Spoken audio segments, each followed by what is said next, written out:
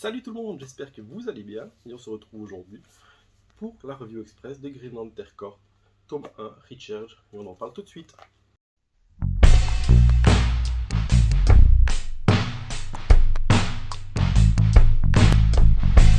Green Lantern Corps, tome 1, c'est écrit par Geoff Jones, dessiné par Patrick Gleason et Dave Gibbons. C'est très cool et ça se passe en même temps que le run Green Lantern de Geoff Jones en 7 tomes, publié également chez Urban Comics. Donc le tome 1 se passe plus ou moins en même temps que le tome 1 de chez Green Lantern, forcément.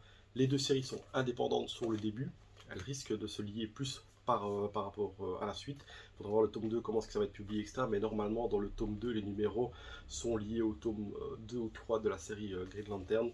Donc à voir si ce sera compréhensible sans l'avoir lu et l'autre. Je vais vous le dire en temps voulu, mais en tout cas, on est là pour parler du tome 1 qui se lit parfaitement seul et qui est très cool. Je vais vous en parler plus en détail. Donc qu'est-ce que ça raconte? Eh bien, le corps de Green Lantern avait été donc détruit en partie par Parallax, les gardiens s'étaient retirés, et il n'y avait presque plus de Green Lantern, ensuite ça a fini par s'arranger, mais les gardiens ont décidé de recruter en masse, comme on le voit ici. Des milliers et des milliers d'anneaux sont envoyés partout dans la galaxie pour recruter du Green Lantern en masse, pour réassouvir leur pouvoir et leur puissance, et puis après tout c'est la police de l'espace, donc il en faut des policiers, sinon ça risque de partir très vite en couille. Et donc ils décident de recruter à fond, mais pour ça, pour les recrues, il faut des instructeurs, et c'est Guy Gardner qui s'y colle. Guy Gardner est un des personnages principaux de la première partie qui s'appelle Recharge. Ensuite, après, on ne suivra que Guy Gardner. Pendant ce temps-là, Hal Jordan et John Stewart, eux, sont affectés à la Terre avec la Ligue de Justice, donc on ne les verra pas dans ce volume, pas au tout début, et quelques pages à un moment du truc, mais sinon c'est vraiment Guy Gardner le personnage principal, et ça, moi, ça me plaît, parce que j'aime beaucoup Guy Gardner. Ensuite, évidemment, il y a d'autres personnages principaux, comme Kilowog, Soranik, et eux deux, que j'ai déjà oublié leur nom, mais ce sont des Raniens et des Tanagariens, et ça joue aussi sur l'histoire, vu que on est près de Infinite Crisis, où il y a la guerre entre ces deux peuples. D'ailleurs, on en parle au début, ça va jouer sur plein d'intrigues aussi dans le volume, et surtout ça fait des rappels à l'histoire de DC. Après, si vous ne les avez pas lus, bah, ça ne vous parle pas spécialement, donc c'est pas grave, ça n'impacte pas votre lecture, mais si vous les avez lus, bah, c'est cool, parce que ça vous fait des références, et vous voyez vraiment où se situe l'histoire. On a plusieurs arcs dans ce même volume, ça c'est cool. Donc on a la première partie vraiment qui est sur la reconstruction du corps, sur comment ça se passe, etc. Avec une grosse baston à la fin de l'épique. Et puis ensuite on va passer plus à des mini-arcs à chaque fois, où vous aurez un peu un côté space opéra policier. Ça c'est très cool, et ce que j'aime bien, avec des enquêtes, des intrigues, du badass quand même. Et puis on a aussi des petits arcs plus loufoques, donc Guy en vacances, qui décide de se séparer de son anneau, qui se fait courser par un chasseur de primes qui l'avait offensé. Donc ça c'est vraiment très chouette. Pendant ce temps-là, on a d'autres intrigues qui se mettent en place.